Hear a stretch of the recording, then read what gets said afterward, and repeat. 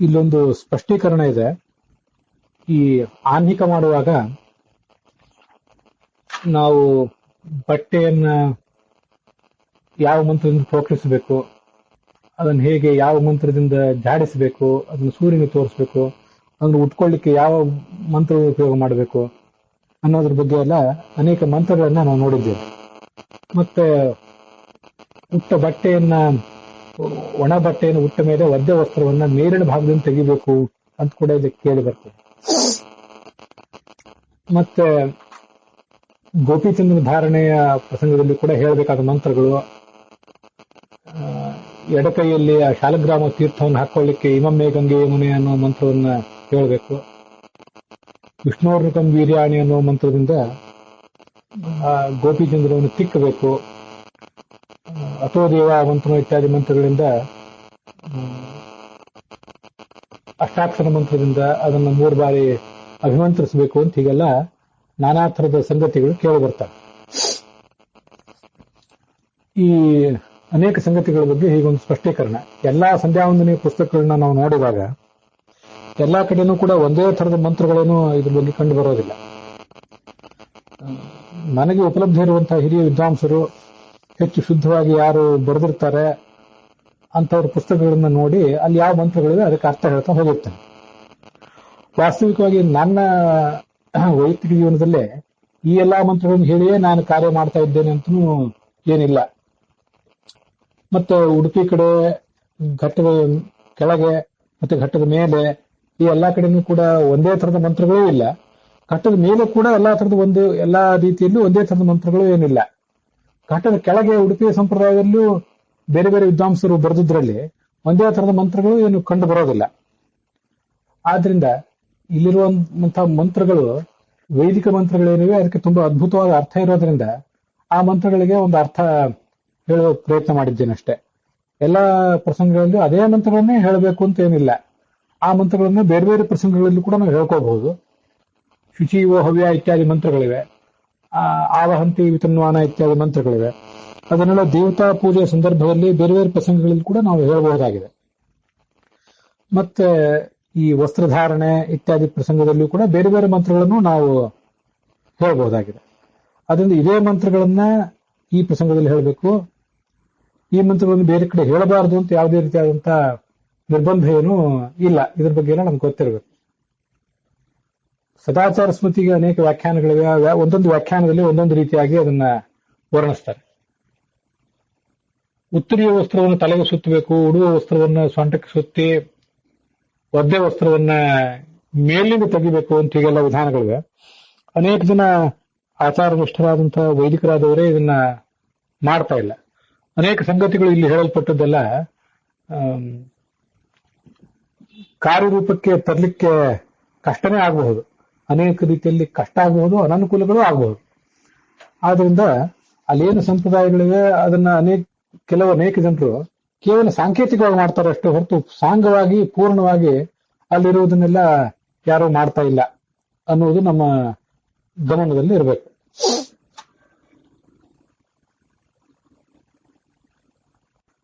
ಒಣಗಿದ ವಸ್ತ್ರ ಇಲ್ಲದೇ ಇದ್ದಾಗ ಒದ್ದೆ ವಸ್ತ್ರವನ್ನು 7 ಬಾರಿ ಜಾಡಿಸಿ ಉಟ್ಕೋಬಹುದು ಅಂತಿದೆ. ಸಾಧಾರಣವಾಗಿ ಈಗಿನ ಪ್ರಸಂಗದಲ್ಲಿ ಒದ್ದೆ ಬಟ್ಟೆ ಉಟ್ಕೊಂಡ್ರೆ ಅನಾರೋಗ್ಯಕ್ಕೆ ಕಾರಣ ಆಗುವುದರಿಂದ ಇದು ಊರ್ಣ ವಸ್ತ್ರವನ್ನ, ಉಣ್ಣೆ ವಸ್ತ್ರವನ್ನು, ಧಾಬಳಿ ಮತ್ತೆ ರೇಷ್ಮೆ ವಸ್ತ್ರ ಇತ್ಯಾದಿಗಳನ್ನು ಆ ಧಾಬಳಿ ಆಗಲಿ ರೇಷ್ಮೆ ವಸ್ತ್ರವಾಗಲಿ ಬೇರೆ ಯಾವುದೇ ಬಟ್ಟೆ ಜೊತೆಗೆ ಸಂಪರ್ಕ ಇಲ್ಲದೆ ಇರುವಂತೆ ನೋಡಿಕೊಂಡು ಆ ತರ ಅವುಗಳನ್ನು ಧಾರಣೆ ಮಾಡುವುದು ಹೆಚ್ಚು ಯೋಗ್ಯ ಈ ಒದ್ದೆ ವಸ್ತ್ರಕ್ಕಿಂತ.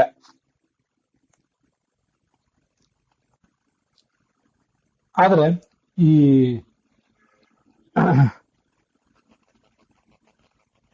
ಉತ್ತರೀಯ ವಸ್ತ್ರವನ್ನ ಹೊದ್ಕೊಳ್ಳುವುದ್ರ ಬಗ್ಗೆ ಮಾತ್ರ ಯಾವುದೇ ರೀತಿಯಾದಂತಹ ಒಂದು ಭಿನ್ನಾಭಿಪ್ರಾಯ ಇಲ್ಲ.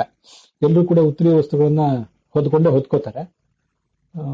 ನಾನು ಈಗಾಗಲೇ ಹಿಂದೆ ಹೇಳಿದಂತೆ ಮಡಿ ಮೇಲಿಗೆ ಮಾಡುವುದು ಮತ್ತೆ ಮಡಿವಂತರಾಗಿರುವುದು, ಸದಾಚಾರವನ್ನು ಪಾಲಿಸುವುದು ಅಂದ್ರೆ ಅದು ತುಂಬಾ ಸಭ್ಯವಾಗಿರಬೇಕು. ಸ್ತ್ರೀಯರೇ ಆಗಲಿ ಪುರುಷರೇ ಆಗಲಿ ತಾವು ಉಡುವಂತಹ ವಸ್ತ್ರಗಳೆಲ್ಲವೂ ಕೂಡ ನಿರ್ಮಲವಾಗಿರಬೇಕು. ಆ ಸಭ್ಯತೆಯನ್ನ ಪಾಲನೆ ಮಾಡುವಂತಹ ವಸ್ತ್ರಗಳಾಗಿರ್ಬೇಕು. ಆ ದೃಷ್ಟಿಯಿಂದ ಕೆಳಗೊಂದು ವಸ್ತ್ರವನ್ನ ಮೇಲೊಂದು ವಸ್ತ್ರವನ್ನ ಹೀಗೆಲ್ಲ ಧಾರಣೆ ಮಾಡುವುದು ಅತ್ಯಂತ ಉಚಿತವಾದ್ದು. ಸಾಧ್ಯವಾದಷ್ಟು ದೊಡ್ಡ ದೊಡ್ಡ ವಸ್ತ್ರಗಳನ್ನ ಉಪಯೋಗ ಮಾಡಬೇಕು. ಈಗ ನಮಗೆಲ್ಲ ಗೊತ್ತಿರುವಂತೆ ಈ ಸ್ನಾನ ಮಾಡುವಾಗ ಒಂದು ಪಂಚೆ ಅಂದ್ರೆ ಅದಕ್ಕೆ ಉಡುಪಿ ಕಡೆ ಬೈರಾಸ್ ಅಂತ ಹೇಳ್ತಾರೆ. ಅದು ಹತ್ತಿದಾಗಿರ್ತದೆ ಮತ್ತು ಸಣ್ಣ ಹೆಚ್ಚು ಕಿಂಡಿಗಳಿರುವಂತಹ ಒಂದು ರಚನೆ ಆಗಿರ್ತದೆ, ಹತ್ತಿ ಬಟ್ಟೆ ಆಗಿರ್ತದೆ. ಅದನ್ನ ಹಿಂಡ್ಲಿಕ್ಕೆ ಇತ್ಯಾದಿ ದೃಷ್ಟಿಯಿಂದ ಸುಲಭ ಆದ್ರಿಂದ ಪಂಚೆಯನ್ನು ಉಟ್ಕೊಂಡು ಸ್ನಾನ ಮಾಡ್ತಾರೆ. ಒಂದು ಧೋತ್ರವನ್ನ ಉಟ್ಕೊಂಡು ಸ್ನಾನ ಮಾಡುವುದು ಹೆಚ್ಚು ಕಷ್ಟ ಆಗ್ತದೆ. ಅದಕ್ಕೆ ಒಂದು ಮಡಿಪಂಚೆ ಅಂತ ಯಾವ್ದನ್ನ ಕರೀತಾರೆ, ಯಾವ್ದನ್ನ ಬೈರಾಸ ಅಂತ ಕರೀತಾರೆ, ಅದನ್ನು ಉಪಯೋಗ ಮಾಡಿಕೊಂಡು ಸ್ನಾನ ಮಾಡ್ತಿರ್ತಾರೆ ಎಲ್ಲರೂ ಕೂಡ. ಆದರೆ ಮತ್ತೆ ಪೂಜಾ ಮಾಡುವಾಗ, ಸಂಧ್ಯಾ ವಂದನೆ ಮಾಡುವಾಗ ಕೂಡ ಕೋಲ ಮೇಲೆ ಹಾಕಿರುವಂತಹ ಮತ್ತೊಂದು ಮಡಿಪಂಚೆಯನ್ನು ಉಟ್ಕೋತಾರೆ. ಆ ಮಡಿಪಂಚೆಯು ಕೂಡ ಅನೇಕ ಬಾರಿ ತೀರಾ ಸಣ್ಣದಾಗಿ ಬಿಟ್ಟಿರ್ತದೆ. ಆ ಸಣ್ಣದಾದಂತಹ ಮಡಿಪಂಚೆಯನ್ನು ಉಟ್ಕೊಳ್ಳುವುದು ಉಡುವ ದೃಷ್ಟಿಯಿಂದ ಮತ್ತೆ ಅನೇಕ ಬಾರಿ ಸಭ್ಯತೆಯ ದೃಷ್ಟಿಯಿಂದ ಅಷ್ಟು ಉಚಿತವಾಗಿರೋದಿಲ್ಲ.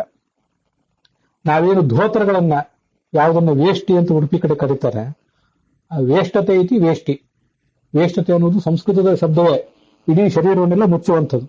ಮೊಣಕಾಲನ್ನ ದಾಟಿ ಕೆಳಗೆ ಬರುವಂತಹ ಮಡಿಪಂಚೆಗಳು ಇವೆ. ಅದಿಲ್ಲದೆ ಹೋದ್ರೆ ಧೋತ್ರವನ್ನಾದ್ರೂ ಮಡಿಯಲ್ಲಿ ಹಾಕಿದ್ದನ್ನ ಹಾಗೆ ಉಟ್ಕೋಬೇಕು. ಕೇವಲ ಸ್ನಾನಕ್ಕೆ ಮಾತ್ರ ಈ ಮಡಿಪಂಚೆ ಬೈರಾಸ ಅನ್ನೋದನ್ನ ಉಪಯೋಗ ಮಾಡಬೇಕು. ಬೇರೆ ಸಂದರ್ಭದಲ್ಲಿ ಧೋತ್ರವನ್ನೇ ಮೇಲೊಂದು ಕೆಳಗೊಂದು ಧರಿಸುವುದು ಹೆಚ್ಚು ಯೋಗ್ಯವಾದದ್ದು. ಈ ಮೇಲೊಂದು ಕೆಳಗೊಂದು ವಸ್ತ್ರ ಅಲ್ಲದೇನೆ ನಡುಪಟ್ಟಿಗೂ ಕೂಡ ಕೆಲವರು ಇನ್ನೊಂದು ವಸ್ತ್ರವನ್ನು, ಮೂರನೇ ವಸ್ತ್ರವನ್ನು ಕೆಲವರು ಧಾರಣೆ ಮಾಡ್ತಾರೆ. ಹಾಗೂ ಏನಾದರೂ ಮಾಡುವುದಿದ್ರೆ ಅದು ಯೋಗ್ಯವಾದದ್ದೇ. ಅಂತೂ ಮನುಷ್ಯ, ಸ್ತ್ರೀ ಆಗಲಿ ಪುರುಷನಾಗಲಿ, ಸಭ್ಯತೆಗೆ ಪೂರಕವಾದಂತಹ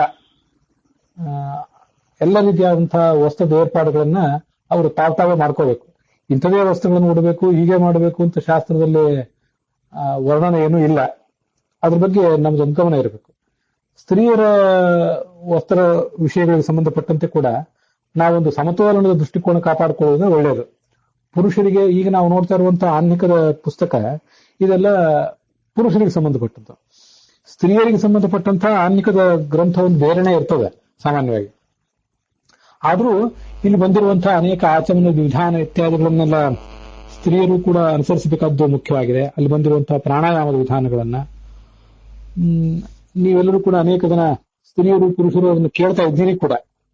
ಹೀಗಿರುವಾಗ ಆ ವಸ್ತ್ರಧಾರಣೆ ಇತ್ಯಾದಿಗಳು ಕೆಲವು ಸಂಗತಿಗಳು ಸ್ತ್ರೀಯರಿಗೆ ಕೂಡ ಸಂಬಂಧಪಡ್ತವೆ. ಈ ಘಟ್ಟದ ಮೇಲೆ ಮತ್ತೆ ಉತ್ತರ ಭಾರತದಲ್ಲೆಲ್ಲ ಅನೇಕ ಕಡೆ ಕೂಡ ಗಂಡಸರಾದವರು ಕಚ್ಚೆ ಧಾರಣೆ ಮಾಡ್ತಾರೆ, ಅದು ನಿಮಗೆ ಗೊತ್ತಿದ್ದೇ ಇದೆ. ಘಟ್ಟದ ಕೆಳಗೂ ಕೂಡ ಕಚ್ಚೆ ಧಾರಣೆ ಎಲ್ಲರೂ ಮಾಡ್ತಾರೆ. ಪುರುಷರಾದವರು ಕಚ್ಚೆ ಧಾರಣೆ ಮಾಡುವುದು ದೇಶಾದ್ಯಂತ ಹೆಚ್ಚು ಕಡಿಮೆ ಸಮಾನವಾಗಿದೆ. ಅಂತ ಒಂದು ಕಚ್ಚೆಯನ್ನು ಧರಿಸಿಯೇ ಇಂಥ ಆನ್ಮಿಕ ಇತ್ಯಾದಿಗಳನ್ನು ಮಾಡಬೇಕು.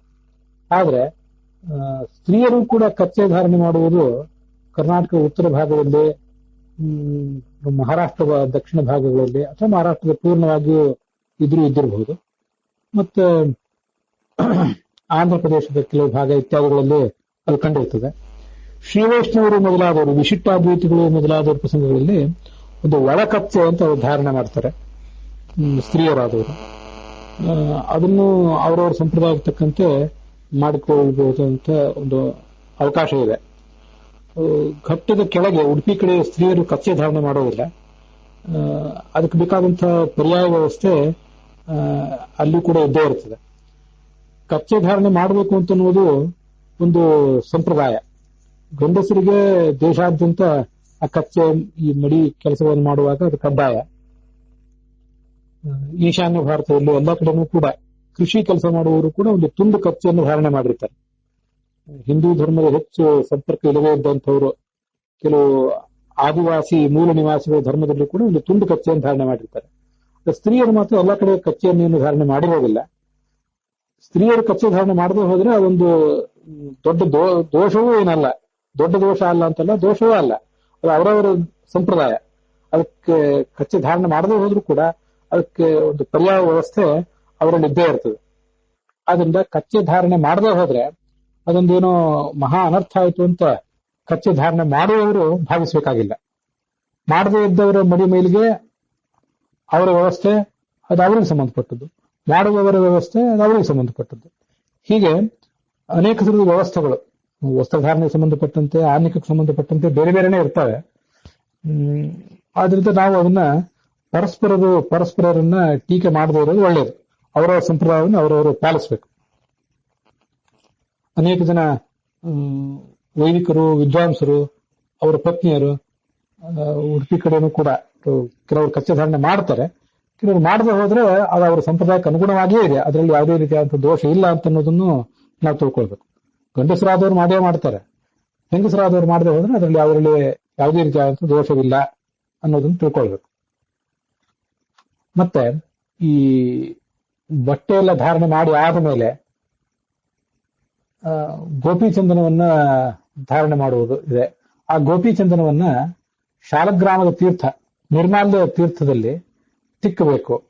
ಯಾವುದೋ ಒಂದು ಕೇವಲ ನೀರಿನಲ್ಲಿ ಒಂದು ಯಾವುದೋ ಒಂದು ಥಾಲಿಯಲ್ಲಿ ಅಥವಾ ಕವಳಿಗೆಯಲ್ಲಿ ನೀರೇನು ಇಟ್ಕೊಂಡಿರ್ತೇವೆ, ಆ ನೀರಿನಲ್ಲಿ ಅದನ್ನ ತಿಕ್ಕಬಾರದು. ನಿರ್ಮಾಲ್ಯ ತೀರ್ಥದಲ್ಲಿ ಅದನ್ನು ತಿಕ್ಕಬೇಕು. ಅದಕ್ಕಾಗಿ ಏನ್ ಮಾಡಬೇಕು, ಅದರಲ್ಲೂ ಬೇರೆ ಬೇರೆ ರೀತಿಯಾದ ಪದ್ಧತಿಗಳಿವೆ, ಅದನ್ನು ಇಲ್ಲಿಗ ವರ್ಣಿಸ್ತೇನೆ.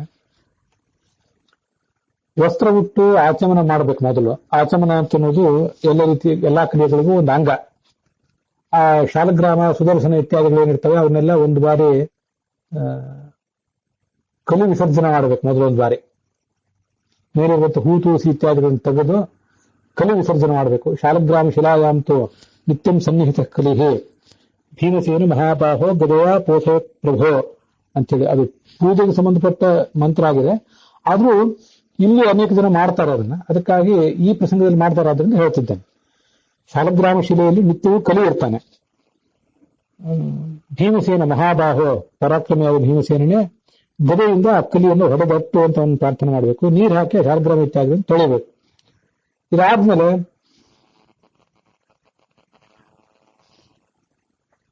ನಿರ್ಮಾಲ್ಯಾಭಿಷೇಕವನ್ನ ಮಾಡಬೇಕು. ಅಹಂ ರುದ್ರೇಭಿರ್ ವಸುಭಿಶ್ಚರಾಮಿ ಅನ್ನೋ ಮಂತ್ರದಿಂದ ನಿರ್ಮಾಲ್ಯಾಭಿಷೇಕ ಮಾಡ್ತಾರೆ. ನಿರ್ಮಾಲ್ಯಾಭಿಷೇಕ ಮಾಡಿ ಮುಗಿಸಿ ಆ ತೀರ್ಥವನ್ನ ವಿಶ್ವಾಯ ನಮಃ, ತೈಜಸಾಯ ನಮಃ, ಪ್ರಾಜ್ಞಾಯ ನಮಃ ಅಂತ 3 ಬಾರಿ ಸ್ವೀಕಾರ ಮಾಡ್ತಾರೆ. ಎಲ್ಲ ಕೆಲವರು ಈ ಮಂತ್ರವನ್ನು ಹೇಳ್ಬೋದು, ಬೇರೆ ಮಂತ್ರವನ್ನು ಹೇಳ್ಬೋದು, ಅದರಲ್ಲಿ ಯಾವುದೇ ದೋಷ ಇಲ್ಲ, ಬೇರೆ ಬೇರೆ ಪದ್ಧತಿಗಳಷ್ಟೇ. ಅದೇ ತೀರ್ಥವನ್ನು ಕೈಯಲ್ಲಿ ಹಾಕೊಂಡು ಗೋಪಿಚಂದನವನ್ನ ಪ್ರದಕ್ಷಿಣಾಕಾರವಾಗಿ ತೀಡಬೇಕು ಅಂತ ಅಲ್ಲಿ ಬಂದಿರುವಂತ ವಿಷಯ. ಇದೊಂದು ಪದ್ಧತಿ. ಇನ್ನು ಕೆಲವರು ಏನೊಂದು ಪದ್ಧತಿಯನ್ನು ಆಚರಣೆ ಮಾಡ್ತಾರೆ ಅಂದ್ರೆ, ವಸ್ತ್ರ ಉಟ್ಟು ಆಚಮನ ಮಾಡಿದ ಬಳಿಕ ನೇರವಾಗಿ ಶಾಲಗ್ರಾಮ ಇತ್ಯಾದಿಗಳನ್ನು ಮುಟ್ಟುವುದು ಹೇಗೆ? ಶಾಲಗ್ರಾಮ ಇತ್ಯಾದಿಗಳು ದೇವರ ಪೀಠದಲ್ಲಿ ಇರ್ತವೆ ಸಾಮಾನ್ಯವಾಗಿ. ನಮ್ಮ ದೈನಂದಿನ ಸಂಧ್ಯಾವಂದನೆ ಆಗದೇನೆ ಆ ದೇವರ ಪೀಠವನ್ನು ಮುಟ್ಟೋದು ಹೇಗೆ ಅಂತ ಇನ್ನೊಂದು ಆಲೋಚನೆ. ಅದಕ್ಕಾಗಿ ನಿನ್ನೆ ದಿವಸ ಏನೊಂದು ನಿರ್ಮಾಲ್ಯ ವಿಸರ್ಜನೆ ಮಾಡಿ ತೀರ್ಥ ಇಟ್ಟದ್ದಿರ್ತದೆ, ಅದನ್ನ ದೇವರ ಪೀಠದ ಪಕ್ಕದಲ್ಲಿ ಇಟ್ಕೊಂಡಿರ್ತಾರೆ. ಆ ಕಳೆದ ದಿವಸದ ನಿರ್ಮಾಲ್ಯ ತೀರ್ಥವನ್ನ ಇವತ್ತು ಆಚಮನ ಆದ ಕೂಡಲೇ ತಗೊಂಡು ಅದರಿಂದಲೇ ಈ ಗೋಪಿಚಂದನವನ್ನು ತಿಕ್ಕಿ ಮುದ್ರಾಧಾರಣೆ ಇತ್ಯಾದಿಗಳನ್ನು ಮಾಡಿಕೊಂಡು ಸಂಧ್ಯಾವಂದನೆ ಮಾಡಿ ಮುಂದೆ ಪೂಜಾ ಕಾಲದಲ್ಲಿ ಈ ಮತ್ತೊಂದು ಬಾರಿ ಕಲಿ ವಿಸರ್ಜನ, ನಿರ್ಮಾಲ್ಯ ವಿಸರ್ಜನೆ ಇತ್ಯಾದಿಗಳನ್ನ, ನಿರ್ಮಾಲ್ಯ ವಿಸರ್ಜನ, ಕಲಿ ವಿಸರ್ಜನ ಮತ್ತು ನಿರ್ಮಾಲ್ಯ ಅಭಿಷೇಕ ಇತ್ಯಾದಿಗಳನ್ನ ಮಾಡ್ತಾರೆ. ಇದು ಅನೇಕ ಜನರು ಇಟ್ಕೊಂಡಿರುವಂತ ಪದ್ಧತಿ. ನಾನು ಕೂಡ ಹಾಗೆ ಮಾಡ್ತಿದ್ದೇನೆ. ನಾವು ಮನೆಯಲ್ಲೇ ಇದ್ದಾಗ ನಿನ್ನೆ ದಿವಸದ ನಿರ್ಮಾಲ್ಯ ತೀರ್ಥವನ್ನು ಇಟ್ಕೊಂಡಿರ್ಬೋದು. ಅದನ್ನ ಇವತ್ತು ಆಚಮನ ಆದ ಕೂಡಲೇ ಪ್ರಾಶನ ಮಾಡಿ ಮತ್ತು ಮುಂದೆ ಗೋಪಿಚಂದನ ತಿಕ್ಲಿಕ್ಕೆ ಉಪಯೋಗ ಮಾಡಬಹುದು. ಅನೇಕ ಕಡೆ ಬೇರೆ ಬೇರೆ ಕಡೆ ಸಂಚಾರ ಮಾಡುವವರಿಗೆ ಕೆಲವು ಬಾರಿ ಆ ನಿನ್ನೆ ದಿವಸ ನಿರ್ಮಾಲ್ಯವನ್ನು ಇಟ್ಕೊಳ್ಳಿಕ್ ಆಗೋದಿಲ್ಲ. ನಿನ್ನೆ ಬೇರೆ ಜಾಗದಲ್ಲಿ, ಇವತ್ತು ಬೇರೆ ಜಾಗದಲ್ಲಿ ಅಂತಾದಾಗ ಆ ನಿರ್ಮಾಲ್ಯ ತೀರ್ಥವನ್ನ ಆ ಪ್ರಸಂಗದಲ್ಲಿದ್ದವರು ಬೇರೆ ಯಾರ್ದೋ ಕಡೆಯಿಂದ ಕೆಲವು ಬಾರಿ ನಿರ್ಮಾಲ್ಯ ತೀರ್ಥವನ್ನು ತಗೊಳ್ಳೋ ಪ್ರಸಂಗ ಬರಬಹುದು. ಅದಕ್ಕಾಗಿ ಮತ್ತೊಂದು ವಿಧಾನವನ್ನು ಕೆಲವರು ಶಿಷ್ಟರು ಮಾಡ್ತಾರೆ. ನಾನು ಕೂಡ ಹಾಗೆ ಮಾಡ್ತೇನೆ. ಅದೇನು ವಿಧಾನ ಅಂದ್ರೆ, ದೇವರ ಪೆಟ್ಟಿಗೆ ಅಂತ ಒಂದು ಏನಿರ್ತದೆ, ದೇವರ ಪೆಟ್ಟಿಗೆಯಲ್ಲಿ ದೇವರ ವಿಗ್ರಹಗಳು, ಶಂಖ ಮತ್ತೆ ಮುಖ್ಯ ಪ್ರಾಣನ ವಿಗ್ರಹ ಇತ್ಯಾದಿ ಎಲ್ಲ, ಶಾಲಗ್ರಾಮ, ಸುದರ್ಶನ ಇತ್ಯಾದಿಗಳೆಲ್ಲ ಇರ್ತವೆ. ಅದಲ್ಲದೆ ಒಂದು ಸುದರ್ಶನವನ್ನ ದೇವರ ಪೆಟ್ಟಿಗೆಯಲ್ಲಿ ಇಟ್ಕೊಂಡಿರ್ತಾರೆ. ಶಾಲಗ್ರಾಮ ಇತ್ಯಾದಿಗಳು ದೇವರ ಸಂಪುಷ್ಟದಲ್ಲೇ ಇರ್ತವೆ. ಒಂದು ಸುದರ್ಶನವನ್ನ ಪ್ರತ್ಯೇಕವಾಗಿ ಅನೇಕ ಜನ ಇಟ್ಕೊಂಡಿರ್ತಾರೆ. ಅನೇಕ ಜನ ಅದನ್ನು ತಮ್ಮ ದೇವರ ಪೆಟ್ಟಿಗೆಯಲ್ಲಿ ಆ ದೇವರ ಸಂಪುಟದ ಹೊರಗೆ ಇಟ್ಕೊಂಡಿರ್ತಾರೆ.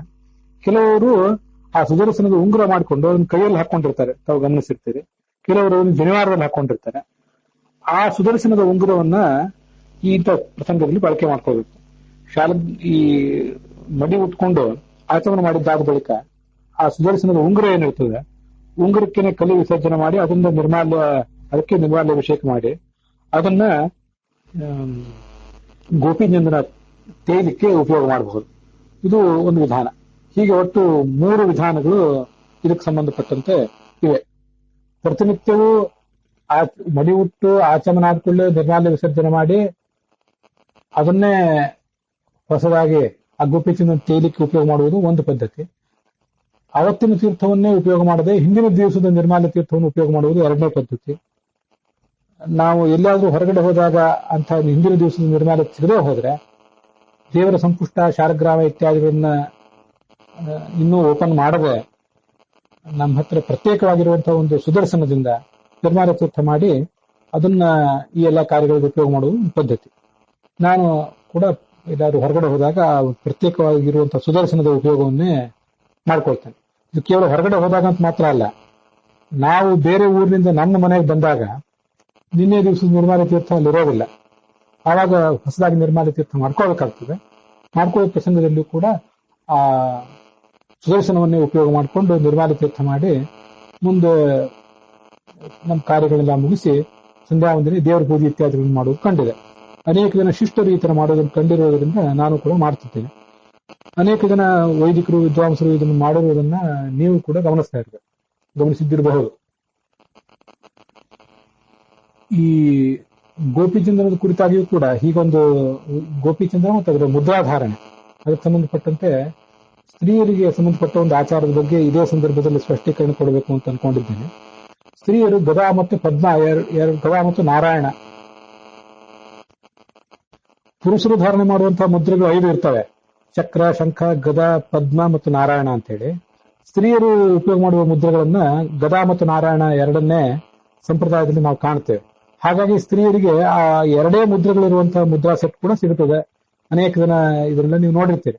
ಆದ್ರೆ ಇತ್ತೀಚೆಗೆ ಅನೇಕ ಜನ ಹಿರಿಯ ಪೀಠಾಧಿಪತಿಗಳು, ಕೆಲವರು ಹಿರಿಯ ವಿದ್ವಾಂಸರು ಸ್ತ್ರೀಯರು 5 ಮುದ್ರೆಗಳನ್ನು ಧಾರಣೆ ಮಾಡ್ಕೋಬೇಕು ಅಂತ ಹೇಳಿದ್ರಿಂದ ಅನೇಕ ಜನ ಹಿರಿಯ ಮುತ್ತೈದೆಯರು, ವಿದ್ವಾಂಸರ ಪತ್ನಿಯರು 5 ಮುದ್ರೆಗಳನ್ನು ಧಾರಣೆ ಮಾಡ್ತಿರೋದನ್ನು ನಾವು ನೋಡ್ತಾ ಇದ್ದೇವೆ. ಅಂತ ಏನಿದ್ರು ಅದೆಲ್ಲ ಅವರವರ ಸಂಪ್ರದಾಯಕ್ಕೆ ಸಂಬಂಧಪಟ್ಟದ್ದು.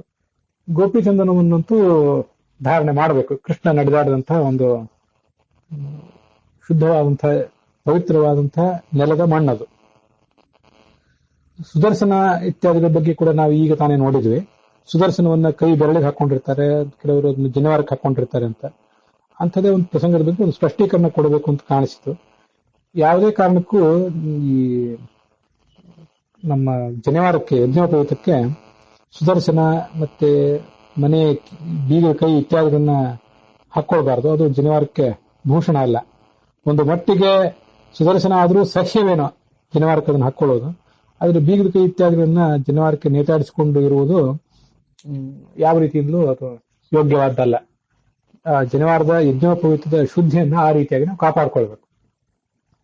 ಅಂತೂ ಸ್ತ್ರೀಯರು ಕೂಡ ಈ ತರದ ಮುದ್ರೆಗಳನ್ನು, 2 ಮುದ್ರೆಗಳನ್ನ ಧರಿಸ್ತಾರೆ, ಅಥವಾ 5 ಮುದ್ರೆಗಳನ್ನು ಕೂಡ ಧರಿಸ್ತಾರೆ. ಅದನ್ನು ಈ ಸಂದರ್ಭದಲ್ಲಿ ಇದಿಷ್ಟು ಭಾಗವೂ ಕೂಡ ಸ್ಪಷ್ಟೀಕರಣಕ್ಕಾಗಿರುವುದರಿಂದ, ಅನೇಕ ವ್ಯತ್ಯಾಸಗಳ ಸ್ಪಷ್ಟೀಕರಣಕ್ಕಾಗಿರುವುದರಿಂದ ಅದನ್ನು ಇಲ್ಲಿ ಹೇಳ್ತಾ ಇದ್ದೇನೆ. ಮತ್ತೆ ಆ ಗೋಪಿಚಂದ್ರವನ್ನ ತೀಡುವಾಗ ಗೋಪಿಚಂದ್ರನ ಪಾಪಘ್ನ ವಿಷ್ಣುದೇಹ ಸಮುದ್ಭವ ಚಕ್ರಾಂಕಿತ ನಮಸ್ತೆಸ್ತು ಧಾರಣಾನ್ ಮುಕ್ತಿದೋ ಭವ. ಗೋಪಿಚಂದ್ರನವೇ, ನೀನು ಪಾಪಘ್ನನಾಗಿದ್ದೆ, ಪಾಪ ಪರಿಹಾರ ಮಾಡುವಂತವನಾಗಿದ್ದೆ, ವಿಷ್ಣುವಿನ ದೇಹದಿಂದ ಹುಟ್ಟಿದವನಾಗಿದ್ದೆ. ಚಕ್ರಾಂಕಿತ, ಚಕ್ರದ ಚಿಹ್ನೆಗಳು ನಿನ್ನಲ್ಲಿವೆ. ನಮಸ್ತೆ ಅಸ್ತು, ನಿನಗೆ ನಮಸ್ಕಾರಗಳಿರಲಿ. ಧಾರಣಾನ್ ಮುಕ್ತಿದೋ ಭವ, ಧರಿಸುವ ಮೂಲಕ ನಾನಿದನ್ನು ಧರಿಸಿದ್ರಿಂದ ನೀನು ನನಗೆ ಮುಕ್ತಿಯನ್ನು ಕೊಡುವಂತವನಾಗು ಅಂತ ಅಲ್ಲಿ ಪ್ರಾರ್ಥನೆ ಇದೆ. ಇನ್ನು ಕೆಲವು ಪುಸ್ತಕಗಳಲ್ಲಿ ಮೃತ್ತಿಕೆ ಧಾರಯಿಷ್ಯಾಮಿ ಭಕ್ತ್ಯಾತ್ವಾಂ ಕೇಶವ ಪ್ರಿಯೇ ತ್ವಯಾ ಸ್ಪೃಷ್ಟೋ ಗಮಿಷ್ಯಾಮಿ ವಿಷ್ಣು ಲೋಕಂ ಕತಸ್ತದ ಅಂತ ಒಂದು ಮಂತ್ರವು ಕೇಳಿ ಬರ್ತದೆ. ಅದನ್ನು ಹಿಂದೆ ಹೇಳಿದ್ದೆ. ಕೇಶವ ಪ್ರಿಯೇ, ಭಗವಂತನಿಗೆ ಪ್ರಿಯವಾದ ಲಕ್ಷ್ಮೀದೇವಿಯೇ, ಮೃತ್ತಿಕೆಯೇ, ಧಾರಯಿಷ್ಯಾಮಿ, ನಾನು ನಿನ್ನನ್ನು ಧರಿಸ್ತೇನೆ. ಭಕ್ತ್ಯಾತ್ವಾಂ ಕೇಶವ ಪ್ರಿಯೇ, ಭಕ್ತಿಯನ್ನು ಧರಿಸ್ತೇನೆ. ತ್ವಯಾ ಸ್ಪೃಷ್ಟ, ನಿನ್ನ ಸ್ಪರ್ಶ ಮಾತ್ರದಿಂದ ವಿಷ್ಣು ಲೋಕಂ ಗತಃ ತದಾ, ವಿಷ್ಣು ಲೋಕಕ್ಕೆ ನಾನು ಹೋದವನಾಗ್ತೇನೆ ಅಂತ ಅಲ್ಲೊಂದು ಪ್ರಾರ್ಥನೆ ಇದೆ. ಈ ಬೇರೆ ಬೇರೆ ಮಂತ್ರಗಳನ್ನ ಹೇಳುವುದು ಸಾಧ್ಯ ಇದೆ. ಅದಲ್ಲದೆ ಮಹಾನಾರಾಯಣ ಉಪನಿಷತ್ನಲ್ಲಿ ಮೃತ್ತಿಕೆ ಹನಮೇ ಪಾಪಂ ಯನ್ಮಯ ದುಷ್ಕೃತಂ ಕೃತಂ ಮೃತ್ತಿಕೆ ಬ್ರಹ್ಮದತ್ತಾಸಿ ಕಾಶ್ಯಪೇನ ಅಭಿಮಂತ್ರಿತ ಮೃತ್ತಿಕೆ ದೇಹಿಮೇ ಪುಷ್ಟಿಂ ತ್ವಯಿ ಸರ್ವಂ ಪ್ರತಿಷ್ಠಿತಂ ಮೃತ್ತಿಕೆ ಪ್ರತಿಷ್ಠಿತೆ ಸರ್ವಂ ತನ್ಮೇ ನುರ್ನುದ ಮೃತ್ತಿಕೆ ತ್ವಯಾ ಹತೇನ ಪಾಪೇನ ಗಚ್ಚಾಮಿ ಪರಮಾಂ ಗತಿಂ ಅನ್ನುವಂಥ ಒಂದು ಮಂತ್ರ ಇದೆ. ಈ ಮಂತ್ರವನ್ನ ಈ ಸ್ನಾನ ಮಾಡಿದ ಮೇಲೆ ಗೋಪಿದಿಂದ ಹಚ್ಕೊಳ್ಳಿಕ್ಕೆ ಉಪಯೋಗ ಮಾಡುವುದು ಒಂದಾಯಿತು. ಇನ್ನೊಂದು ಸ್ನಾನದ ಅಂಗವಾಗಿ ಮೃತ್ತಿಕಾ ಸ್ನಾನ ಇತ್ಯಾದಿಗಳನ್ನು ಮಾಡ್ತಿರ್ತಾರಲ್ಲ, ಸ್ನಾನಾಂಗವಾಗಿ ಒಂದು ತರ್ಪಣ ಇತ್ಯಾದಿಗಳನ್ನು ಕೊಡ್ತಿರ್ತಾರೆ. ಅದು ದೀರ್ಘವಾದಂತಹ ಸ್ನಾನದ ಪ್ರಕ್ರಿಯೆನೇ ಇರ್ತದೆ. ಅದನ್ನು ನೀವೆಲ್ಲ ನೋಡಿರ್ತೀರಿ. ಅಲ್ಲಿ ಮೃತ್ತಿಕಾ ಸ್ನಾನ ಮಾಡುವಾಗ ಈ ಮೃತ್ತಿಕೆಯನ್ನ ಮೈಗೆಲ್ಲ ಹಚ್ಕೊಳ್ಳೋದಕ್ಕಾಗಿ ಈ ಮಂತ್ರವನ್ನು ಹೇಳ್ತಾರೆ. ಅದು ಅಲ್ಲಿ ಮಾತ್ರವೇ ಹಚ್ಕೊಳ್ಬೇಕು ಅಂತೂ ಏನಿಲ್ಲ. ನಮಗೆ ಯಾವ್ಯಾವ ಪ್ರಸಂಗದಲ್ಲಿ ಮೃತ್ತಿಕೆಯನ್ನು ಧಾರಣೆ ಮಾಡಬೇಕಾಗಿದೆ ಆ ಎಲ್ಲಾ ಪ್ರಸಂಗಗಳಲ್ಲೂ ಕೂಡ ಇದನ್ನು ನಾವು ಧರಿಸಬಹುದು. ಮಹಾನಾರಾಯಣ ಉಪನಿಷತ್ನಲ್ಲಿ ಆ ಮೃತ್ತಿಕೆಯ ಪ್ರತಿಷ್ಠಿತೆ ಅನ್ನೋದು 41ನೇ ಮಂತ್ರ. ಸರ್ವಂ ಇಲ್ಲಿ ಮೃತ್ತಿಕೆ ಭೂಮಿಯೇ ತತ್ ಆ ನನ್ನ ಪಾಪವನ್ನು ನಿರ್ಣುದ ಪರಿಹರಿಸು ತ್ವಯಾ ನಿನ್ನಿಂದ ಪಾಪೇನ ಹತೇನ ಪಾಪವು ಪರಿಹಾರಗೊಂಡಾಗ ಅಹಂ ನಾನು ಪರಮಾಂ ಶ್ರೇಷ್ಠವಾದ ಗತಿಯನ್ನು ಗಚ್ಚಾಮಿ ಹೊಂದುತ್ತೇನೆ. ಅದರಲ್ಲಿ ಪೂರ್ವ ಭಾಗದ ಮಂತ್ರ ಹೀಗಿದೆ: ಮೃತ್ತಿಕೆ ಭೂದೇವಿಯೇ ಮಯ ನನ್ನಿಂದ ಯತ್ ಯಾವ ದುಷ್ಕೃತಂ ಕೆಟ್ಟ ಕಾರ್ಯವು ಕೃತಂ ಮಾಡಲ್ಪಟ್ಟಿದೆಯೋ ಮೇ ನನ್ನ ತತ್ ಆ ಪಾಪವನ್ನು ಹನ ನಾಶಪಡಿಸು. ಮೃತ್ತಿಕೆ ಭೂಮಿಯೇ ನೀನು ಬ್ರಹ್ಮದತ್ತ ಸೃಷ್ಟಿಕರ್ತನಾದ ಚತುರ್ಮುಖನಿಂದ ಅಥವಾ ಸ್ವಯಂ ಪರಮಾತ್ಮನಿಂದ ನಮಗಾಗಿ ಕೊಡಲ್ಪಟ್ಟವಳು. ಕಶ್ಯಪ ಮುನಿಯಿಂದ ಅಭಿಮಂತ್ರಿಸಲ್ಪಟ್ಟವಳು. ಈ ಪರಶುರಾಮರು ಯಜ್ಞ ಮಾಡಿ ಕಶ್ಯಪ ಋಷಿಗೆ ಭೂಮಿಯನ್ನು ಕೊಟ್ಟರಲ್ಲ, ಆ ಸಂದರ್ಭದಲ್ಲಿ ಕಶ್ಯಪರು ಭೂಮಿಯನ್ನು ಅಭಿಮಂತ್ರಿಸಿದ್ದಿರಬೇಕು ಅಂತ ಕಾಣಿಸ್ತದೆ. ಕೆಲವರು ವಿದ್ವಾಂಸರ ಹತ್ರ ಹೇಳಿರೋದನ್ನು ಕೇಳಿದ್ದೀನಿ. ಆದ್ರಿಂದ ಅವಳಿಗೆ ಕಾಶ್ಯಪಿ ಎನ್ನುವಂತ ಹೆಸರು ಕೂಡ ಇದೆ. ನನಗೆ ಪುಷ್ಟಿ, ದೇಹ ಮನಸ್ಸುಗಳ ಪುಷ್ಟಿಯನ್ನು ಕೊಡೋ. ತ್ವಯಿ ನಿನ್ನಲ್ಲಿ ಸರ್ವಂ ಎಲ್ಲವೂ ಕೂಡ, ಬಲವಂತನಿಗೆ ಬೇಕಾದ್ದೆಲ್ಲವೂ ಕೂಡ ಪ್ರತಿಷ್ಠಿತವಾಗಿದೆ ಅಂತ ಹೀಗೆ ಕೇಳಿ ಬರ್ತದೆ. ಮೃತ್ತಿಕಾ ಸ್ನಾನ ಅಂತನ್ನುವುದು ಸ್ನಾನಕ್ಕಿಂತ ಪೂರ್ವಭಾವಿಯಾಗಿ ಆ ಮೃತ್ತಿಕೆಯನ್ನೇ ಮೈಗೆ ಹಚ್ಕೊಂಡು ಮಾಡ್ತಾರೆ. ಸಾಂಕೇತಿಕವಾಗಿ ಆ ಮಣ್ಣನ್ನು ಹಚ್ಕೊಂಡಾದ್ರೂ ಮಾಡ್ತಾರೆ. ಗೋಪಿ ಚಂದನವೂ ಕೂಡ ಒಂದು ರೀತಿಯಾದಂತಹ ಮೃತ್ತಿಕೆನೇ, ಅದು ಒಂದು ಪ್ರದೇಶದ ಮೃತ್ತಿಕೆ ಅಷ್ಟೇ, ಬೇರೆ ಏನಲ್ಲ. ಆದ್ರಿಂದ ಗೋಪಿ ಚಂದನವನ್ನು ಕೂಡ ಮೃತ್ತಿಕೆ ಅಂತ ಪ್ರಾರ್ಥನೆ ಮಾಡುವುದು ತಪ್ಪೇನಲ್ಲ. ಇದಲ್ಲದೆ ಅಶ್ವಕ್ರಾಂತೆ ರಥಕ್ರಾಂತೆ ಅಂತ ಇನ್ನೊಂದು ಮಂತ್ರವನ್ನು ಕೂಡ ನಾನು ಹೇಳಿದ್ದೆ. ಆ ಮಂತ್ರವನ್ನು ಕೂಡ ನಾವು ಹೇಳ್ಕೊಳ್ಬಹುದಾಗಿದೆ. ಅಶ್ವಕ್ರಾಂತೆ ರಥಕ್ರಾಂತೆ ವಿಷ್ಣುಕ್ರಾಂತೆ ವಸುಂಧರೆ ಶಿರಸಾಧಾರಯಿಷ್ಯಾಮಿ ರಕ್ಷಸ್ವಮಾಂ ಪದೇ ಪದೇ. ನನ್ನನ್ನ ನೀನು ಹೆಜ್ಜೆ ಹೆಜ್ಜೆಗೂ ಕೂಡ ರಕ್ಷಿಸಬೇಕು ಅಂತ ಆ ಪೃಥ್ವಿಯ ಪ್ರಾರ್ಥನಾ ಒಂದಲ್ಲಿ ಕೇಳಿಬರ್ತದೆ. ಹೀಗೆ ಅವರವರ ಅನುಕೂಲಕ್ಕನುಗುಣವಾಗಿ ಯಾವುದೇ ಮಂತ್ರಗಳನ್ನಾದರೂ ಆತ ಧರಿಸಬಹುದು. ಅಶ್ವಕ್ರಾಂತಿ ಎನ್ನುವುದು ಮಹಾನಾರಾಯಣ ಉಪನಿಷತ್ನಲ್ಲಿ 38ನೇ ಮಂತ್ರ. ಭೂಮಿರ್ಧೇನುರ್ಧರಣಿ ಲೋಕಧಾರಿಣಿ ಉದ್ಧತಾಸಿ ವರಾಹೇಣ ಕೃಷ್ಣೇನ ಶತವಾಹುನ ಅಂತನ್ನೋದು 39ನೇ ಮಂತ್ರ. ಈ ಭೂಮಿಗೆ ಭೂಮಿ ಅಂತನೂ ಧೇನು ಅಂತನೂ ಹೆಸರಿದೆ. ಧರಣಿ ಜಗತ್ತನ್ನು ಧರಿಸುವಂಥದ್ದು. ಧೇನು ಅಂದ್ರೆ ಆಕಳು ಅಂತ ಅರ್ಥ. ಆಕಳು ಹೇಗೆ ಎಲ್ಲರಿಗೂ ಪುಷ್ಟಿಯನ್ನು ಒದಗಿಸ್ತದೋ ತನ್ನ ಹಾಲಿನ ಮೂಲಕ, ಹಾಗೆ ಭೂಮಿಯು ಕೂಡ ಪುಷ್ಟಿಯನ್ನು ಒದಗಿಸ್ತದೆ. ಲೋಕಧಾರಿಣಿ, ಲೋಕವನ್ನು ಧರಿಸುವಂತಹ ಒಂದು ಶಕ್ತಿ ಇದು. ಭೂಮಿ ನಮಗೆ ಭಾವಯತಿ ಇತಿ ಭೂಮಿ ಅಂತ ಅದನ್ನ ನಾವು ವಿಗ್ರಹ ಮಾಡ್ಕೊಳ್ಬಹುದು. ನಮ್ಮೆಲ್ಲರನ್ನು ತನ್ನ ಮೇಲೆ ಇರಗೊಟ್ಟಿದ್ದಾಳೆ ಈಕೆ. ನಮ್ಮಲ್ಲಿ ನಮ್ಮ ಜೀವನವನ್ನೆಲ್ಲ ನಡೆಸುವಂಥಳು. ನಾವಿಲ್ಲಿ ಇರುವುದು ಅಂದ್ರೆ ಕೇವಲ ಉಸಿರಾಡ್ತಾ ಇರುವುದಲ್ಲ, ಇಲ್ಲಿ ಇದ್ದು ಬೆಳೆಯನ್ನ ಬಿತ್ತಿ ಅದನ್ನು ಕೊಯ್ಲು ಮಾಡಿ ಆಹಾರವನ್ನು ತಿಂದು ಬದುಕುವಂಥವ್ರು ನಾವೇ ಆಗಿದ್ದೇವೆ. ನಮ್ಮ ಎಲ್ಲ ರೀತಿಯಾದ ಸಾಧನೆಗಳಿಗೂ ಕೂಡ ಈ ಭೂಮಿ ದೇವಿಯೇ ಕಾರಣಳಾಗಿದ್ದಾಳೆ. ಉದ್ಧತಾಸಿ ವರಾಹೇಣ, ವರಾಹನಿಂದ ಕೃಷ್ಣೇನ ಶತಬಾಹುನ ಅನಂತ ಬಾಹುವಾದ ವರಾಹನಿಂದ ಅವಳು ಒಂದು ಬಾರಿ ಕಕ್ಷೆಯಿಂದ ಜಾರಿ ಬಿದ್ದಾಗ ಎತ್ತಲ್ಪಟ್ಟಿದ್ದಾಳೆ ಅಂತ ಅವಳ ವರ್ಣನೆ ಇದೆ. ವರಾಹನ ಪತ್ನಿಯು ಕೂಡ ಅವಳಾಗಿದ್ದಾಳೆ. ಆದ್ರಿಂದ ಅವಳನ್ನ ವಿಷ್ಣುಕ್ರಾಂತೆ ಮತ್ತೆ ಕ್ರೋಡಕ್ರಾಂತೆ ಅಂತ ವರ್ಣನೆ ಮಾಡ್ತಾರೆ. ಕ್ರೋಡಕ್ರಾಂತ, ಕ್ರೋಡ ಅಂದ್ರೆ ವರಾಹ, ಆ ಕ್ರೋಡನ ರೂಪಿಯಾದ ವರಾಹನಿಂದ ಧರಿಸಲ್ಪಟ್ಟವಳು ಅಂತ ಅವಳದೊಂದು ವರ್ಣನೆ ಹಲಾಯುಧ ಕೋಶದಲ್ಲಿ ಕ್ರೋಡಕ್ರಾಂತ ಅನ್ನುವುದು ಅವಳೊಂದು ಪರ್ಯಾಯ ಪದವಾಗಿದೆ. ವಿಷ್ಣುಕ್ರಾಂತ ಅನ್ನುವುದು ಇಲ್ಲೇ ಮಹಾನಾರಾಯಣ ಉಪನಿಷತ್ನಲ್ಲಿ 38ನೇ ಮಂತ್ರದಲ್ಲಿ ಬಂದಿದೆ. ವಿಷ್ಣುಕ್ರಾಂತ ಅನ್ನುವ ಶಬ್ದವೇ ವರಾಹ ರೂಪಿಯಾದ ಭಗವಂತನಿಂದ ಧರಿಸಲ್ಪಟ್ಟವಳು ಅನ್ನೋ ಅರ್ಥವನ್ನ ಸೂಚನೆ ಮಾಡ್ತದೆ. ಕೇವಲ ತ್ರಿವಿಕ್ರಮ ರೂಪಿಯಾದ ಭಗವಂತನಿಂದ ಅಂತ ಅರ್ಥ ಅಲ್ಲ. ಯಾಕಂದ್ರೆ ವಿಷ್ಣು ಅನ್ನುವ ಶಬ್ದ ವರಾಹ ರೂಪಿಯಾದ ಭಗವಂತನನ್ನು ಹೀಗೆ ಹೇಳ್ತದೆ. ವಿಷ್ಣು ಅನ್ನುವ ಶಬ್ದ ನಕಾರ ಬಲವನ್ನ, ಶಕಾರ ಅಥವಾ ಎಲ್ಲರಿಗೂ ಅಂತರ್ಯಾಮಿ ಅನ್ನೋ ಅರ್ಥವನ್ನು ಹೇಳ್ತದೆ. ಹಿಂದೆ ಅದನ್ನು ನೋಡಿದ್ದೇವೆ, ಮುಂದೆ ಒಂದು ಬಾರಿ ನೋಡುವರಿದ್ದೇವೆ. ಆ ವಿಷ್ಣು ಅನ್ನೋ ಶಬ್ದವನ್ನ ವಿಷ್ಣವೇ ನಮಃ ಅಂತ ನಾವು ಹೇಳಿದರೆ ಅದು ಸಂಹಿತಾ, ಎಲ್ಲ ವೇದಗಳ ಸಂಹಿತಾ ಪಾಠ ಆಗ್ತದೆ. ಆ ಸಂಹಿತಾ ಪಾಠದಿಂದ ಪ್ರತಿಪಾದನಾದವನು ವರಾಹ ರೂಪಿಯಾದ ಭಗವಂತ. ಪೃಥ್ವೀಸ್ಥೋ ವರಾಹಸ್ತು ಸಂಹಿತಾ ದೇವದೋದಿತ. ಪೃಥ್ವಿಯಲ್ಲಿ ಇರುವ ಭಗವಂತನೇ, ವರಾಹ ರೂಪಿಯಾದ ಭಗವಂತನೇ ಸಂಹಿತಾ ಪಾಠದಿಂದ ಪ್ರತಿಪಾದ್ಯನಾಗಿದ್ದಾನೆ. ಮತ್ತೆ ಆ ಶಬ್ದವನ್ನು ಬಿಡಿಸಿ ಹೇಳಿದರೆ ವಿಷು ಪ್ಲಸ್ ನವೇ ನಮಃ ಅಂತ ಹೀಗೆ ಹೇಳಿದರೆ ಅದು ಪದಪಾಠವಾಗ್ತದೆ. ಆ ಪದಪಾಠದಿಂದ ಪ್ರತಿಪಾದ್ಯನಾದವನು ವಾಮನ ರೂಪಿಯಾದಂತಹ ಭಗವಂತ. ದಿವಿಷ್ಠೋ ವಾಮನಶ್ಚೈವ ಸಂಪ್ರೋಕ್ತಃ ಪದದೇವತ. ಮುಂದೆ ಅದೇ ಮಂತ್ರವನ್ನು ಕ್ರಮರೂಪದಲ್ಲಿ ಹೇಳಿದರೆ ವಿಷ್ಣವೇ ಪ್ಲಸ್ ನವೇ ಪ್ಲಸ್ ನಮಃ ಹೀಗೆ ಹೇಳಿದ್ರೆ ಅದು ಕ್ರಮಪಾಠ ಆಗ್ತದೆ. ಕ್ರಮಪಾಠದಿಂದ ಪ್ರತಿಪಾದ್ಯನಾದವನು ಅಂತರಿಕ್ಷದಲ್ಲಿರುವಂತಹ ನರಸಿಂಹ. ನೃಸಿಂಹಸ್ತು ಅಂತರಿಕ್ಷಸ್ಥಃ ಭಗವಾನ್ ಕ್ರಮದೇವತ.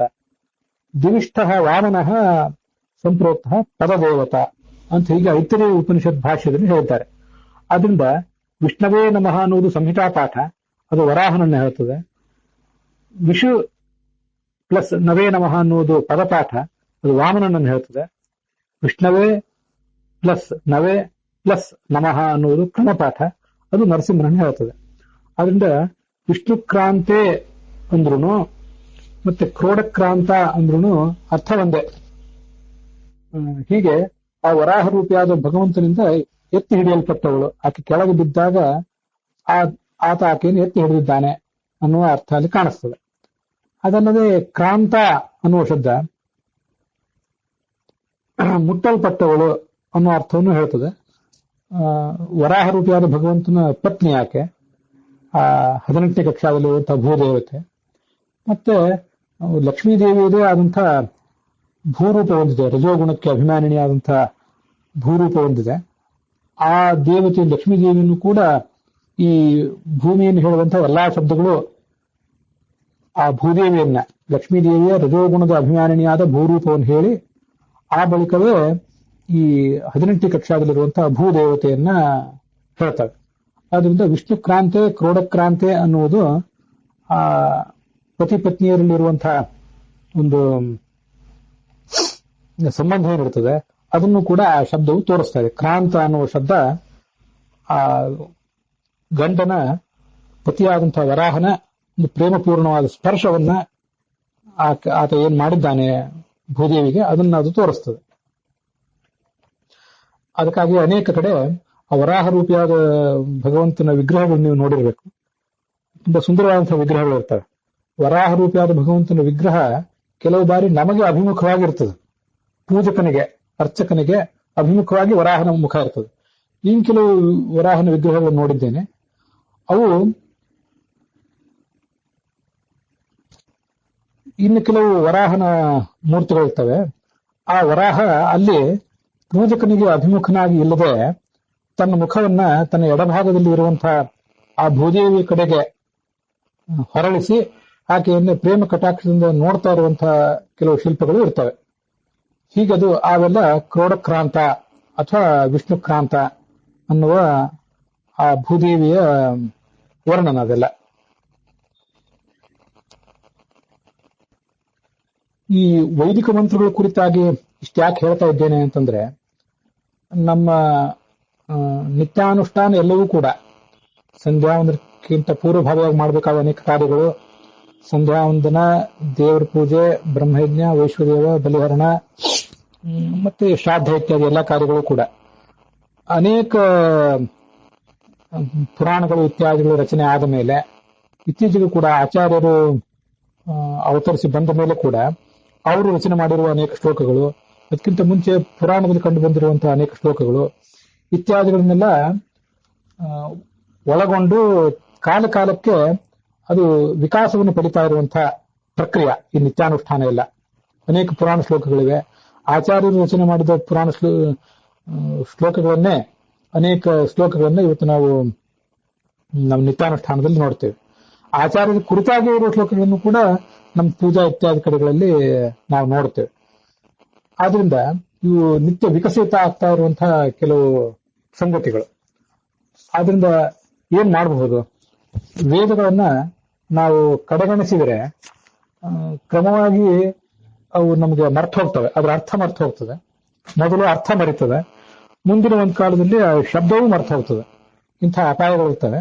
ಆದ್ರಿಂದ ಆನ್ನಿಕದ ಪೂರ್ವಭಾವಿಯಾಗಿ ಮತ್ತೆ ದೇವ್ರ ಪೂಜಾ ಇತ್ಯಾದಿ ಎಲ್ಲಾ ಕಾರ್ಯಗಳಲ್ಲೂ ಕೂಡ ಸಾಧ್ಯವಾದಷ್ಟು ಅನೇಕ ವೇದ ಮಂತ್ರಗಳನ್ನ ಅಳವಡಿಸಿಕೊಂಡು ಅದರ ಶುದ್ಧವಾದ ಪಾಠ, ಶುದ್ಧವಾದಂತಹ ಅರ್ಥ ಇತ್ಯಾದಿಗಳನ್ನ ನಾವು ಮಾಡಿಕೊಂಡ್ರೆ ತಪ್ಪು ಪಾಠಗಳು, ತಪ್ಪು ಅರ್ಥಗಳು ನಮ್ಮ ನಿತ್ಯಾನಿಕದಲ್ಲಿ ನುಸುಳಿ ಬರುವುದನ್ನ ನಾವು ತಪ್ಪಿಸಬಹುದು.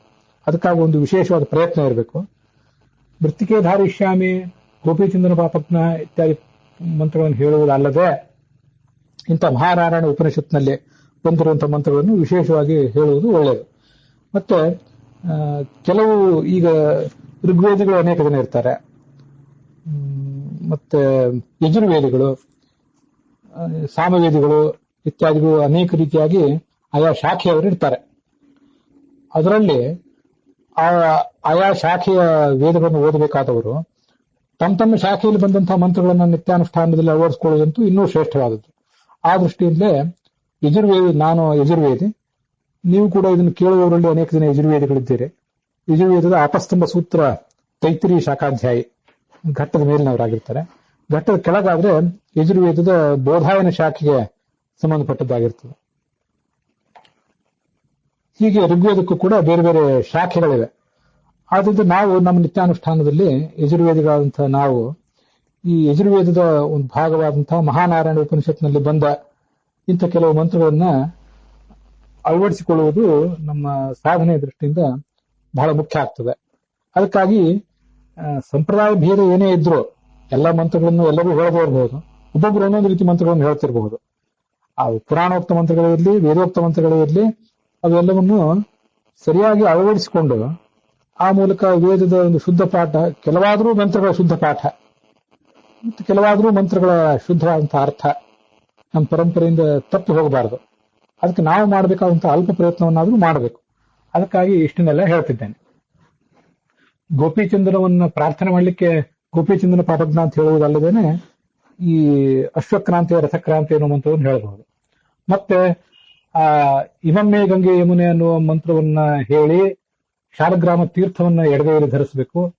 ಮುಂದೆ ವಿಷ್ಣುವರ್ಣಕಂ ಇತ್ಯಾದಿ ಮಂತ್ರಗಳನ್ನು ಹೇಳಿ ಆ ಮಂತ್ರಗಳ ಅನುಸಂಧಾನದ ಜೊತೆಗೆ ಗೋಪಿಚಂದನವನ್ನು ತಿಕ್ಕಬೇಕು. ಗೋಪಿಚಂದನವನ್ನ ಅಥೋ ದೇವ ಇತ್ಯಾದಿ ಮಂತ್ರಗಳಿಂದ ಅಭಿಮಂತ್ರಿಸಬೇಕು ಅಂತೆಲ್ಲ ಕೇಳಿ ಬರ್ತದೆ. ಅವುಗಳ ಅರ್ಥವನ್ನ ಮುಂದೆ ಹೇಳ್ತೇನೆ. ಇಲ್ಲಿ ಏನಾದ್ರೂ ಸಂಪ್ರದಾಯ ಭೇದಗಳು ಇದ್ದಿರಬಹುದು. ಎಲ್ಲರೂ ಇದೇ ಮಂತ್ರಗಳನ್ನೇ ಹೇಳಿಯೇ ಆ ಎಲ್ಲಾ ಕಾರ್ಯಗಳನ್ನು ಮಾಡ್ತಾರೆ ಅಂತಿಲ್ಲ.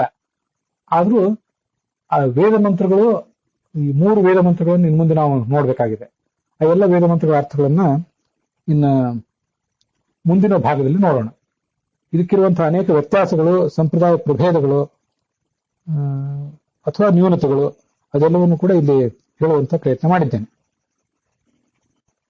ಇಲ್ಲಿ ಇನ್ನೊಂದು ಜಿಜ್ಞಾಸೆ ಹೀಗಿದೆ. 2 ಬಾರಿ ಆಸನದಲ್ಲಿ ಮುಡಿ ಉಟ್ಕೊಂಡು 2 ಬಾರಿ ಆಚಮನ ಮಾಡಿ ಆಮೇಲೆ ಪುಂಡಧಾರಣೆ ಅಂತೇಳಿ ಕೆಲವರು ವಿದ್ವಾಂಸರು ಬರೆದ ಪುಸ್ತಕಗಳಲ್ಲಿದೆ. ಇನ್ನ ಕೆಲವು ಸಂಪ್ರದಾಯಗಳು ಈಗ ನಮಗೆ ಕಂಡು ಬರುವಂತೆ ಮುಡಿ ಉಟ್ಕೊಂಡು ಕೂತ್ಕೊಂಡ ಬಳಿಕ ಮೊದಲೇ ಆ ನಿರ್ಮಾಲ ತೀರ್ಥವನ್ನ ತಗೊಂಡು ಗೋಪಿಚಂದನವನ್ನ ಧರಿಸಿ ಅದಾದ ಬಳಿಕ ಅದನ್ನ ಪ್ರಾಶನ ಮಾಡಿ ಮುಂದೆ ಈ ಆಚಮನ ಇತ್ಯಾದಿಗಳನ್ನು ಮಾಡಿ ಕಾರ್ಯಗಳನ್ನ ಪ್ರಾರಂಭಿಸ್ತಾರೆ. ಹೀಗೆ ಬೇರೆ ಬೇರೆ ತರದ ಸಂಪ್ರದಾಯಗಳಿವೆ. ಆಚಮನ ಮೊದಲು ಮಾಡಿ ಆಮೇಲೆ ಗೋಪಿಚಂದ್ರ ಧಾರಣೆಯೋ ಅಥವಾ ಗೋಪಿಚಂದ್ರನ ಧಾರಣೆ ಮೊದಲು ಮಾಡಿ ಆಮೇಲೆ ಆಚಮನವೋ ಅಂತ ಒಂದು ಸಂಶಯ ಬರಬಹುದು. ಯಾಕೆಂದ್ರೆ ಗೋಪಿಚಂದ್ರವನ್ನು ಧಾರಣೆ ಮಾಡುವುದಕ್ಕಿಂತ ಮುಂಚೆ ಆಚಮನ ಮಾಡಿದರೆ ಅದೆಲ್ಲವೂ ವ್ಯರ್ಥ ಆಗ್ತದೆ. ಊರ್ಧ್ವಪುಂಡ ವಿಹೀನಸ್ಯ ಶ್ರೌತ ಸ್ಮಾರ್ತಾರಿಕಾ ಕ್ರಿಯಾ ವಿಫಲಾಹ ಭವಂತಿ ಅಂತ ಒಂದು ವಾಕ್ಯ ನಂಗೆ ನೆನಪಿಗೆ ಬರ್ತಾ ಇದೆ. ಪೂರ್ಣವಾಗಿ ನೆನಪಿಗೆ ಬರ್ತಿಲ್ಲ, ಆದರೂ ತಮ್ಮ ಎದುರಿಗೆ ಹೇಳಿದ್ದೇನೆ. ಊರ್ಧ್ವಪುಂಡವನ್ನು ಧಾರಣೆ ಮಾಡದೇನೆ ಈ ಆಚಮನ ಇತ್ಯಾದಿಗಳನ್ನು ಮಾಡಿದ್ರೆ ಅವು ವ್ಯರ್ಥ ಆಗ್ತವೆ ಅಂತಿದೆ. ಆದ್ರಿಂದ ಯಾವುದನ್ನು ಮೊದಲು ಮಾಡಬೇಕು ಅಂತ ಒಂದು ಜಿಜ್ಞಾಸೆ ಬರಬಹುದು. ಈ ಎಲ್ಲಾ ಜಿಜ್ಞಾಸೆಗಳಿಗೂ ನಾವು ಇದಮಿತ್ತಂ ಅಂತ ನಮ್ಮಂಥವರು ಉತ್ತರ ಹೇಳೋದೊಂದು ಕಷ್ಟವೇ. ಇಲ್ಲಿ ಊರ್ಧ್ವಪುಂಡವನ್ನು ಧರಿಸದೆ ಅಂದ್ರೆ ಗೋಪಿಚಂದನ ಇತ್ಯಾದಿಗಳನ್ನು ಧರಿಸದೆ ಯಾವುದೇ ಕಾರ್ಯವನ್ನು ಮಾಡಿದ್ರೆ ಅದು ವ್ಯರ್ಥ ಅಂತ ಏನ್ ಹೇಳ್ತಾರಲ್ಲ, ಸಂಧ್ಯಾ ವಂದನೆ, ದೇವ್ರ ಪೂಜೆ, ಬ್ರಹ್ಮಯಜ್ಞ ಇತ್ಯಾದಿ ಎಲ್ಲಾ ಕಾರ್ಯಗಳಿಗೂ ಅದು ಮೀಸಲಾಗ್ತದೆ. ಊರ್ಧ್ವಪುಂಡವನ್ನು ಧರಿಸದೆ ಆ ಕಾರ್ಯಗಳನ್ನು ಮಾಡಿಬಿಟ್ರೆ ಅದೆಲ್ಲ ವ್ಯರ್ಥ ಆಗ್ತದೆ. ಆದ್ರೆ ಆ ಆನಿಕವನ್ನೇ ಇನ್ನೂ ಪ್ರಾರಂಭ ಮಾಡುವುದಕ್ಕಿಂತ ಮುಂಚೆ ಮಡಿ ಉಟ್ಕೊಂಡು ಕೂತ್ಕೊಳ್ಳುವ ವ್ಯಕ್ತಿ ಮೊದಲು ಒಂದು ಬಾರಿ ಆಚಮನ ಮಾಡೋದನ್ನ ಅನೇಕ ಜನರು ಶಿಷ್ಟರು ಮಾಡೋದನ್ನ ನಾನು ನೋಡಿದ್ದೇನೆ. ನಾನು ಕೂಡ ಹಾಗೆ ಮಾಡ್ತೇನೆ. ಅಲ್ಲಿ ಆಚಮನ ಮಾಡುವುದೇನಿದೆಯಲ್ಲ, ಇದು ಸಂಧ್ಯಾ ವಂದನೆ ಇತ್ಯಾದಿ ಯಾವುದೇ ಒಂದು ಕ್ರಿಯೆಯ ಅಂಗವಾಗಿ ಅಲ್ಲ, ಕೇವಲ ಒಂದು ಬೇಸಿಕ್ ಶುದ್ಧಿ, ಅದು ಪ್ರಾಥಮಿಕ ಶುದ್ಧಿಗಾಗಿ. ಈಗೊಂದು ಸ್ನಾನ ಮಾಡಿದ್ರಿಂದ, ಸ್ನಾನದಲ್ಲಿ ಮಂತ್ರ ಸ್ನಾನ ಮತ್ತೆ ಮೃತ್ತಿಕಾ ಸ್ನಾನ ಮಾಡಿದ್ದರಿಂದ ಒಂದು ರೀತಿಯ ಶುದ್ಧಿ ಆಗಿದೆ. ಬಟ್ಟೆಯನ್ನು ಕೂಡ ಶುದ್ಧ ಮಾಡಿಕೊಂಡು ಧರಿಸಿದ್ದೇವೆ. ಇದೆಲ್ಲ ಆದ್ಮೇಲೆ ಒಂದು ಪ್ರಾಥಮಿಕ ಶುದ್ಧಿಗಾಗಿ ಆ ಭಗವಂತನ ನಾಮಗಳನ್ನು ಹೇಳಿಕೊಂಡು ಆಚಮನ ಮಾಡುವುದು. ಹಾಗೆ ಮಾಡ್ಲಿಕ್ಕೇನು ತಪ್ಪಿಲ್ಲ ಅಂತ ಕಾಣಿಸ್ತದೆ. ಕೇವಲ ಪ್ರಾಥಮಿಕ ಆಚಮನ ಮಾತ್ರ ಅದು. ಅದಾದ್ಮೇಲೆ ನಿರ್ಮಾಲ್ಯದಿಂದ ಊರ್ಧ್ವಪುಂಡವನ್ನು ಧಾರಣೆ ಮಾಡೋದು. ಅಲ್ಲೂ ಕೂಡ ಒಂದು ಬಾರಿ ನಿರ್ಮಾಲ್ಯವನ್ನು ಪ್ರಾಶನ ಮಾಡ್ತಾರೆ ಅನೇಕ ಜನ. ನಾನು ಪ್ರಾಶನ ಮಾಡ್ತೇನೆ. ಮಡಿ ಉಟ್ಕೊಂಡ ಕೂಡಲೇ ಆಚಮನ ಮಾಡಿ ನಿರ್ಮಾಲ್ಯವನ್ನ ನಾವು ಒಂದು ಬಾರಿ ಕುಡಿದು ನಿರ್ಮಾಲ ತೀರ್ಥವನ್ನು ಸ್ವೀಕಾರ ಮಾಡಿ ಮುಂದೆ ಗೋಪಿಚಂದನ ಧಾರಣೆ ಮಾಡ್ತಾರೆ ಅನೇಕ ಜನ. ನಾನು ಹಾಗೆ ಮಾಡ್ತಿದ್ದೇನೆ. ಮುಂದೆ ಆ ಸಂಧ್ಯಾವಂದನೆ ಇತ್ಯಾದಿಗಳನ್ನು ಮಾಡುವಾಗ ಏನು ಆಚಮನ ಮಾಡ್ತೀವಿ ಅದು ಆ ಸಂಧ್ಯಾವಂದನೆಯ ಅಂಗವಾಗಿ ಮಾಡುವಂತ ಆಚಮನ. ಈಗ ಬೇರೆ ಬೇರೆ ಪದ್ಧತಿಗಳಿರೋದ್ರಿಂದ ಇದ್ರ ಬಗ್ಗೆ ಹೀಗೆ ಸರಿ ಹೀಗೆ ತಪ್ಪು ಅಂತ ನಿರ್ಧಾರಾತ್ಮಕವಾಗಿ ಹೇಳಲಿಕ್ಕೆ ನನಗೂ ಕೂಡ ಸಾಧ್ಯ ಆಗೋದಿಲ್ಲ. ನಾನು ಏನ್ ಮಾಡ್ತಿದ್ದೀನಿ, ಅನೇಕ ಜನ ವಿದ್ವಾಂಸರು ಏನ್ ಮಾಡ್ತಿದ್ದಾರೆ ಅನ್ನೋದನ್ನ ಈಗ ತಮ್ಮ ಎದುರಿಗೆ ಹೇಳಿದ್ದೀನಿ. ಮತ್ತೆ ಅನೇಕ ಕಡೆ ದ್ವಿರಾಚಮ್ಯ ಅಂತ ಇರ್ತದೆ. 2 ಬಾರಿ ಆಚಮನ ಮಾಡಬೇಕು ಅಂತ. 2 ಬಾರಿ ಮೊದಲು ಆಚಮನ ಮಾಡಿದ್ರೆ ಆ ಕ್ರಿಯೆ ಮುಗಿದ ಮೇಲೂ ಕೂಡ 2 ಬಾರಿ ಆಚಮನ ಮಾಡಬೇಕು. ಮೊದಲು 1 ಬಾರಿ ಆಚಮನ ಮಾಡಿದ್ರೆ ಆಮೇಲೂ ಕೂಡ 1 ಬಾರಿನೇ ಆಚಮನ ಮಾಡಬೇಕು ಅಂತ ಹೀಗೆಲ್ಲ ಅನೇಕ ಸಂಪ್ರದಾಯಗಳನ್ನ ಅನೇಕ ಜನ ಗಮನಕ್ಕೆ ತಂದಿದ್ದಾರೆ. ಅದ್ರ ಬಗ್ಗೆನೂ ಕೂಡ ನಿರ್ದಿಷ್ಟವಾಗಿ ನನಗೇನು ಹೇಳಲಿಕ್ಕೆ ಸಾಧ್ಯ ಆಗೋದಿಲ್ಲ. ನಾನು ಮಾಡುವುದು 1 ಬಾರಿ ಆಚಮನವನ್ನು ಮಾತ್ರ. ಈ ಸಂಧ್ಯಾವಂದನದಲ್ಲಿ ಆಗಲಿ ಸಂಧ್ಯಾವಂದನಕ್ಕಿಂತ ಮುಂಚೆ ಆಗಲಿ ಹೀಗೆ 1 ಬಾರಿ ಆಚಮನ ಮಾಡುವುದನ್ನ ಅನೇಕ ಜನ ಒಂದೇ ಬಾರಿ ಮಾಡುವುದನ್ನ ನೋಡಿದ್ದೇನೆ. ಶ್ರಾದ್ದಾದಿಗಳಲ್ಲೂ ಕೂಡ 2 ಬಾರಿ ಅನೇಕ ಜನ ಮಾಡ್ತಾರೆ. ಕೆಲವು ಜನ ಒಂದೇ ಬಾರಿ ಮಾಡ್ತಾರೆ ಶ್ರಾದ್ದ ಪ್ರಸಂಗದಲ್ಲೂ ಕೂಡ. ಹೀಗೆ ಅನೇಕ ತರದ ವ್ಯತ್ಯಾಸಗಳಿರ್ತವೆ. ಹೀಗೆ ಅಂತ ನಿರ್ಧಾರಾತ್ಮಕವಾಗಿ ಹೇಳಲಿಕ್ಕೆ ನನಗೆ ಸಾಧ್ಯ ಆಗೋದಿಲ್ಲ. ಇನ್ನು ಹೆಚ್ಚಿನ ಅಧ್ಯಯನವನ್ನು ಅದ್ರ ಬಗ್ಗೆ ಮಾಡಿ ನಾನು ಹೇಳ್ತೇನೆ. ಅಂತೂ ಊರ್ಧ್ವಪುಂಡಕ್ಕಿಂತ ಮುಂಚೆ, ಊರ್ಧ್ವಪುಂಡ ಧಾರಣಕ್ಕಿಂತ ಮುಂಚೆ, ಗೋಪಿಚಂದನ ಧಾರಣೆಗಿಂತ ಮುಂಚೆ ಕೂಡ 1 ಬಾರಿ ಆಚಮನ ಮಾಡುವುದೇನಿದೆ ಕೇವಲ ಒಂದು ಪ್ರಾಥಮಿಕ ಶುದ್ಧಿಗಾಗಿ ಮಾತ್ರ. ಸಂಧ್ಯಾವಂದನೆ ಇತ್ಯಾದಿ ಕ್ರಿಯೆಗಳನ್ನ, ಸಾಂಗ ಕ್ರಿಯೆಗಳನ್ನ ಗೋಪಿಚಂದನ ಧಾರಣೆ ಇಲ್ಲದೇನೆ ಮಾಡಬಾರದು ಅಂತ ಅನ್ನೋದು ನಿಶ್ಚಿತವಾದ ವಿಷಯ. ಆದ್ರಿಂದ ಗೋಪಿಚಂದನ ಧಾರಣೆ ಮಾಡದೇನೆ ಕ್ರಿಯೆಗಳು ವ್ಯರ್ಥ ಆಗ್ತವೆ ಅನ್ನುವ ಒಂದು ವಾಕ್ಯ ಏನಿದೆಯಲ್ಲ, ಅದು ಸಂಧ್ಯಾವಂದನೆ, ದೇವರ ಪೂಜೆ ಇತ್ಯಾದಿಗಳಿಗೆ ಸಂಬಂಧಪಟ್ಟದ್ದು. ಅಲ್ಲಿ ಗೋಪಿಚಂದನ ಧಾರಣೆ ಇತ್ಯಾದಿಗಳನ್ನು ಮಾಡಿಯೇ ಮುಂದೆ ಆಚಮನ ಮಾಡಿ ಕ್ರಿಯೆಯನ್ನು ಪ್ರಾರಂಭಿಸಬೇಕು. ಸ್ನಾನ ಮಾಡಿ ಬಂದ ಮೇಲೆ ಮಾಡುವುದೇನಿದೆ ಇದು ಕೇವಲ ಒಂದು ಪ್ರಾಥಮಿಕ ಶುದ್ಧಿಗಾಗಿ ಮಾಡುವುದು ಅಂತ ಒಂದು ವ್ಯತ್ಯಾಸವನ್ನ ತಿಳ್ಕೊಂಡು ನಾವು ನಮ್ಮನ್ನು ಸಮರ್ಥನೆ ಮಾಡ್ಕೋಬಹುದು. ಇದ್ರ ಬಗ್ಗೆ ಹೆಚ್ಚಿನ ವಿಷಯಗಳನ್ನ ಆಲೋಚನೆ ಮಾಡಿ ಹೇಳ್ತೇನೆ. ಮತ್ತೆ ವಿದ್ವಾಂಸರು ಕೂಡ ಮತ್ತೆ ಯಾರಾದ್ರೂ ಸಿಕ್ಕರೆ ಅವರನ್ನು ನಾನು ಇದ್ರ ಬಗ್ಗೆ ಕೇಳ್ತೇನೆ. ಇದರ ಅನುಸಂಧಾನದೊಂದಿಗೆ ಇವತ್ತಿನ ಈ ಭಾಗ ಸಮಾಪ್ತವಾಗಿದೆ.